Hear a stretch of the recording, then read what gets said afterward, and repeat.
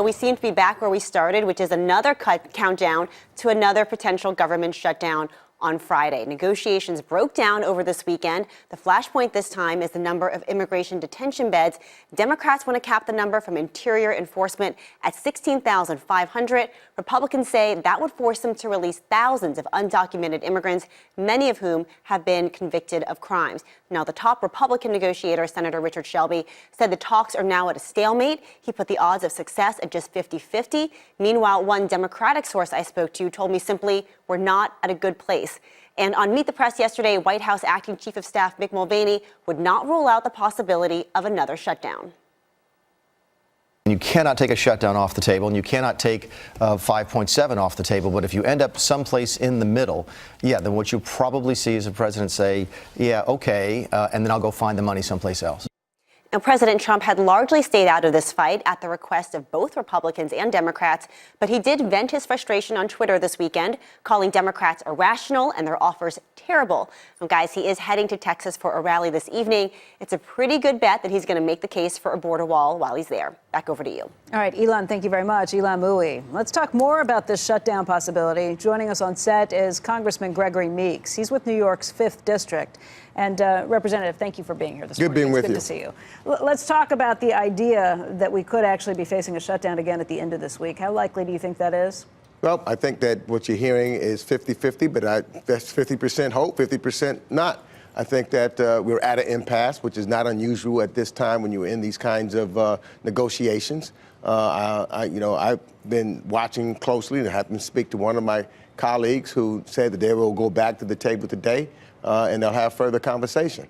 But I think there's room there to come up with a deal. 50% odds of us going back into a government shutdown is almost unimaginable to me. Well, maybe I would think both sides would be really reluctant, having watched how damaging that just was to people who Let me weren't put it this getting way. their I shouldn't say 50% of a shutdown, 50% of an agreement. It could be, at the end of the day, there's another continuing resolution, that there has not been a fit. So I'm talking about a 50-50 chance of an agreement. But I would think that, I agree with you. I would hope that there would not be a shutdown, but it might mean another continuing resolution so that we can continue to have the debate and move forward to try to figure this out. That sounds more reasonable. I mean, if you can't get to an agreement in 4 days' time to say, okay, let's continue these talks and let's figure it out. What do you think a deal eventually looks like? I think a deal looks like where we're getting close to. I think that you look at the experts, number one, when you talk about the promise that the president had made during a campaign, forget the campaign promise, but you get the expert to talk about what we really need to do to have our borders secure. So I think that we have that aspect. And then we've got to also, on our side, look at the immigration issue, which is what we've been talking about. We don't want individuals who are already here to be put in jail, basically. That's what we're talking about. And that's why you have the cap. Just if, many of them may have committed a minor offense or something of that nature. Look, there's an ad in the New York Times today that about 100 CEOs have signed off on, including the CEOs of General Motors, Apple, many other companies that we talk to those CEOs all the time. They're all saying that they would like to see permanent protections for the Dreamers. How come that conversation has gone away? Well, I think that at some point, we have to have a comprehensive immigration debate. And I think that what we're trying to do now, we've got this manufactured issue that the president, that's why we're here now, that the president put on to try to keep a campaign promise of building a wall.